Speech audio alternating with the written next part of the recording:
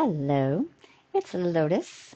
Today we're going to talk once again about walking the path towards sacred union and divine union. So in the last video, I was talking about how stress affects our romantic connections, right? The stress and scarcity in particular. And I was thinking too, there's this song that I love, by Nicolette Larson from the 70s, and I'm not going to sing it for you, but the main chorus is, it's going to take a lot of love, right, to make things work out right. It's going to take a lot of love so that, I can't remember now. I'd have to sing it to actually get the words, but I'm not going to do that here. But basically, it's this true but old paradigm belief that relationships are hard. And what I notice sometimes that I find very interesting is that people are very dedicated to to relationships being hard.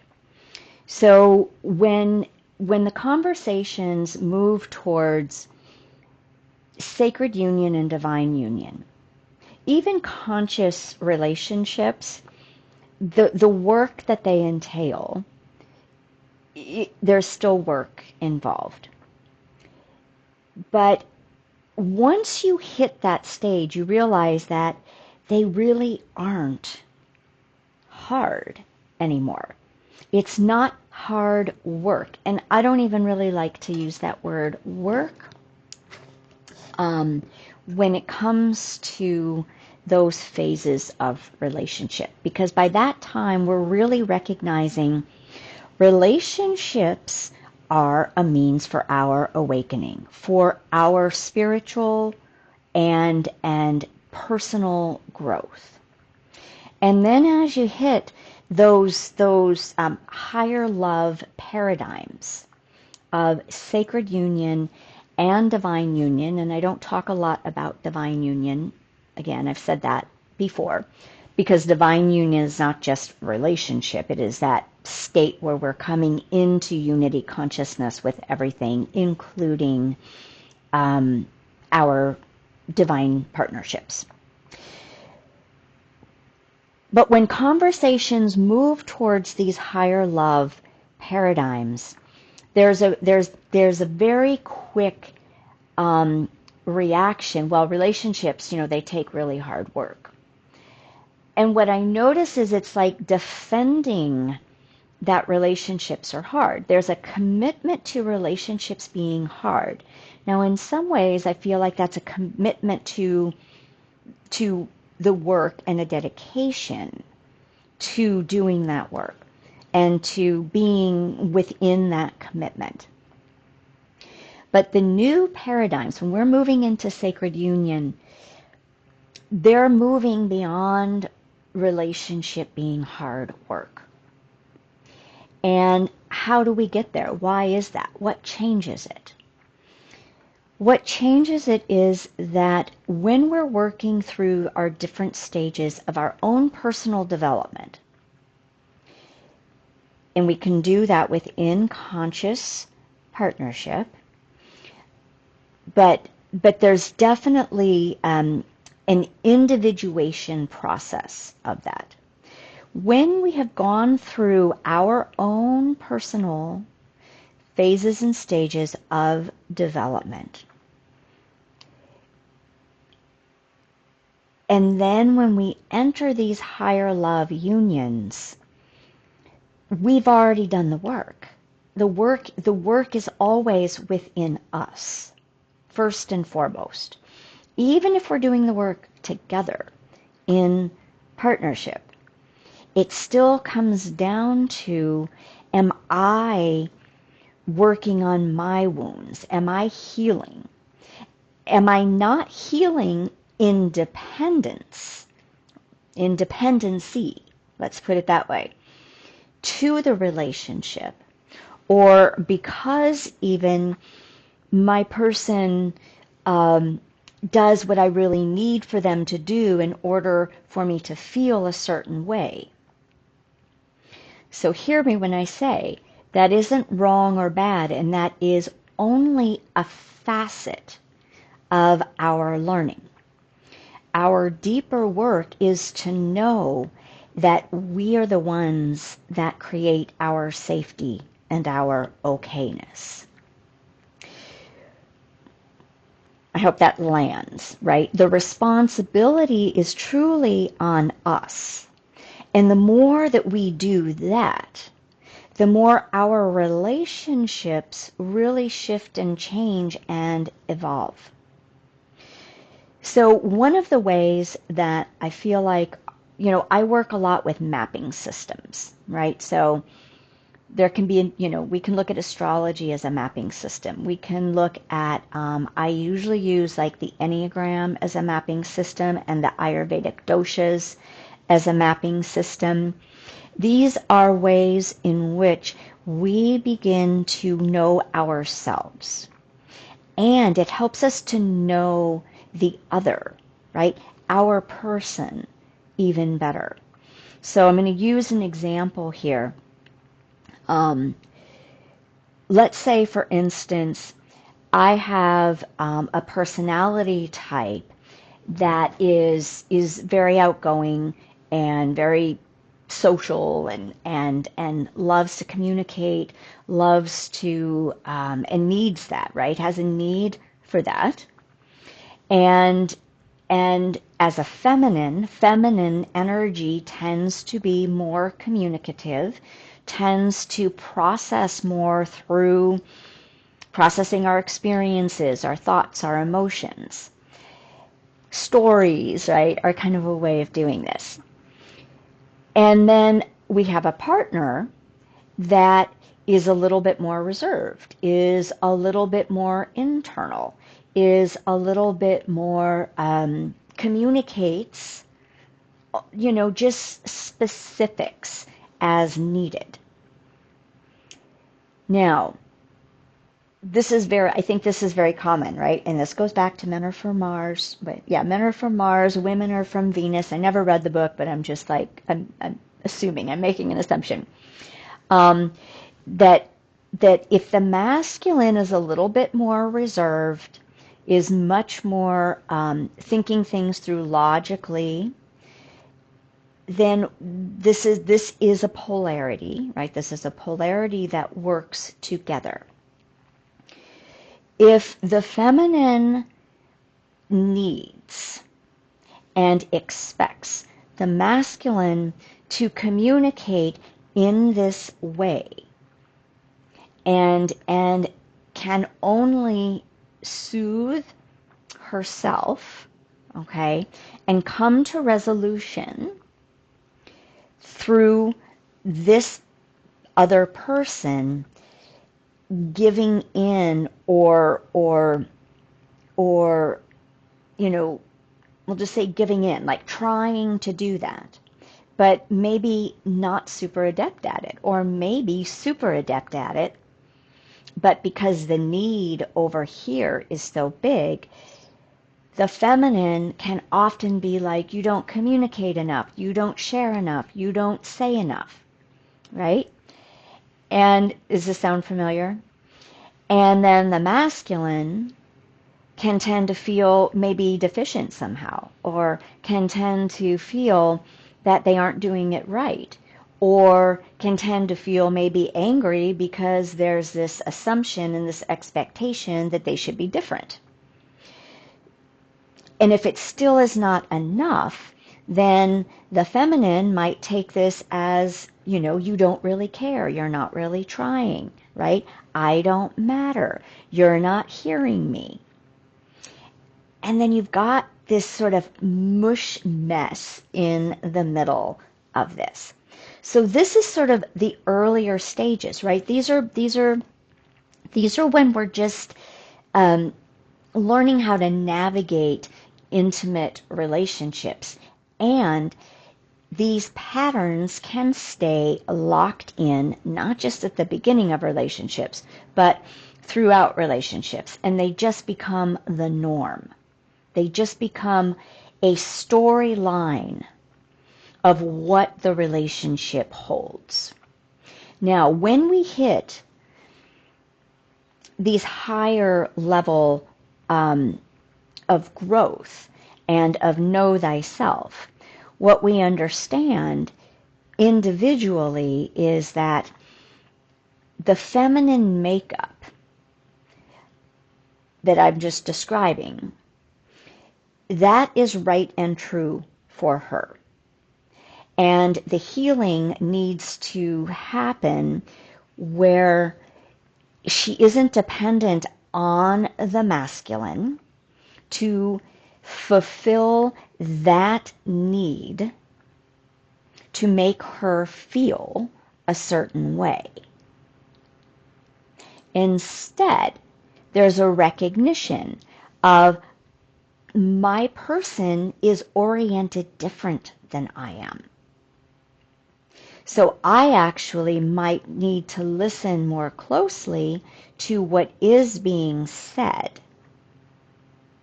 and recognize that, oh, they are communicating. They're communicating in their own orientation. And then perhaps more communication from both sides, from both orientations, from both ways of being true to themselves can take place.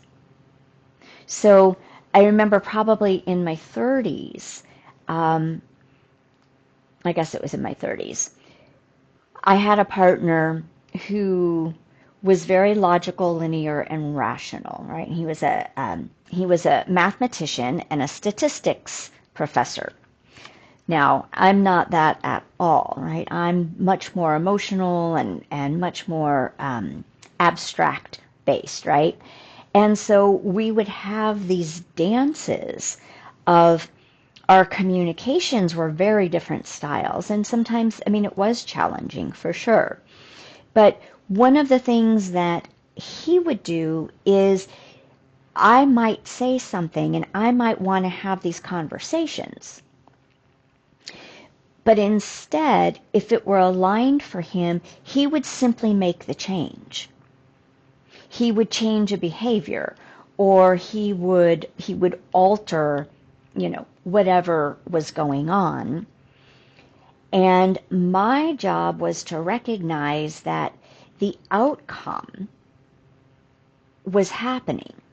The change was happening. But in the beginning, I wasn't getting the words, right? I wasn't getting this connected discussion back and forth. And I wasn't able to really see and perceive that he was listening, he was hearing, and he was communicating in his alignment, in his orientation, which was to change the behavior. Do whatever that might have been that I was asking for. And when I finally started getting that, that was like this aha moment for me. And I had to really examine, well, what was it that I was really needing, right? Why was that change not enough for me? And why was I still wanting this process? And then to recognize that for me, the process and that kind of communication was a way of getting a need met, that I was looking to him to meet this specific need. Now, there wasn't anything wrong, right? There's nothing wrong with needing communication, wanting communication. But what happens is if we don't understand what that underlying driving force is, it can throw a huge wrench in our relationships then. Because I was asking him to fill a need that was actually mine to fill, mine to heal, mine to take responsibility for, mine, right, to fill myself from the inside. But I didn't understand at the time, or maybe I was just beginning to understand that we're all oriented differently. And sometimes those orientations are truly not compatible. But oftentimes they can be, right, cultivated if the larger whole of the union has the alignments and signature frequency that automatically clicks a relationship into a right fit. So in the earlier stages of our development and of relationship development and of our own personal development, this can be happening when you're 18, 19, 20 years old, or this can start when you're, 30, 40, 50 years old, 60 years old. It all depends on when we actually step into doing that deeper work and not just resting and acquiescing to an old paradigm that exists. And so when we start doing that work, it's really helpful to know that there are these mapping systems, right, that really support the process and really support both people into honoring themselves and us honoring our person, respecting their orientation, not trying to change their orientation. But if we don't understand all of these subtleties that go on, then we just kind of either end the relationship, or we stay in the old paradigm. Where we're moving now is into the collective of sacred unions, which is based on higher love and true love. And I'll do a whole other thing on true love as I say that. What does that really mean in the context of what I'm talking about here through our evolution, our spiritual evolution, and our relational IQ evolution. So the invitation is to look at some of that, right? Do you automatically believe that relationship is hard work? And are you still working out the karmic healing parts? And is your relationship supporting you in working out your karmic baggage individually, right? It isn't really about the relationship as much as it is the karmic work that is going on, because it is work at those stages. Or have you evolved into more of a conscious relationship where you're both on that journey, right? You're both opening and exploring and deepening into yourself, which helps you deepen and connect more fully with the other.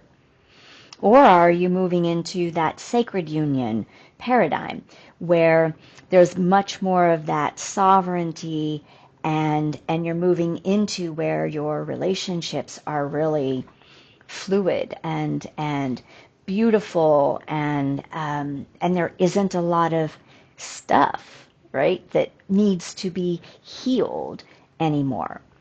But now it's moving into higher levels of connection, more celebratory recognition of the wholeness that you each have individually, which then allows for a whole other tier of learning and growing and evolving through love and joy and deeper intimacy, rather than learning and growing through pain and suffering and discord.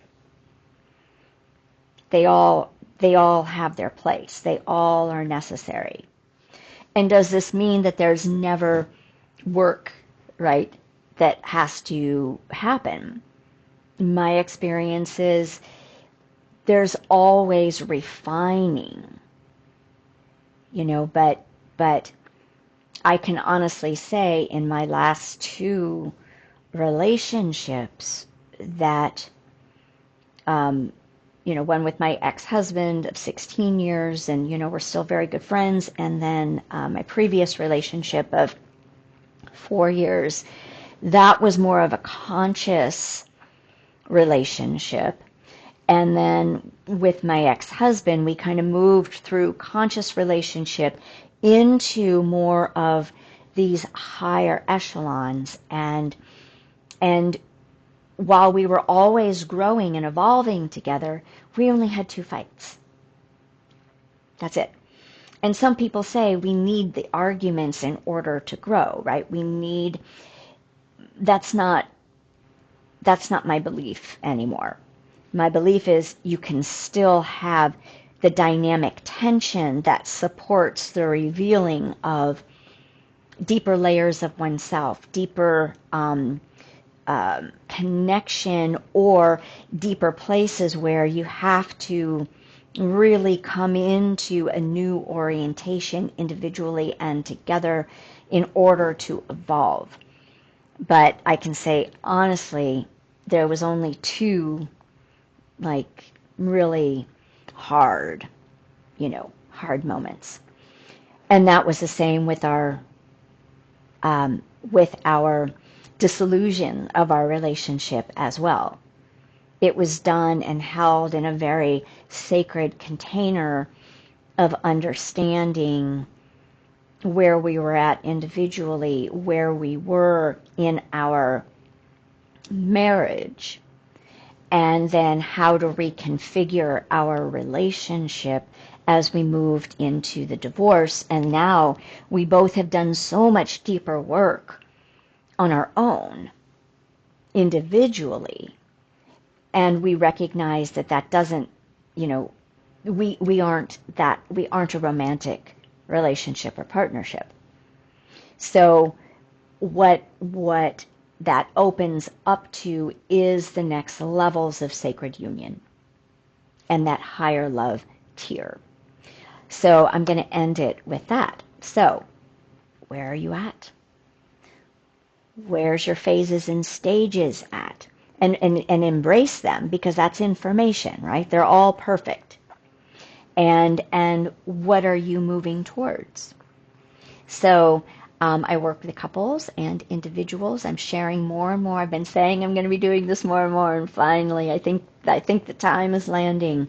And you can reach out to me on my website, and I'm going to put a link below. Like and subscribe if you like the relationship content that we are working with. And as we move through the ascension, the new paradigms of higher love relationships and partnerships are coming in. They're landing. All right. Many blessings. Much love.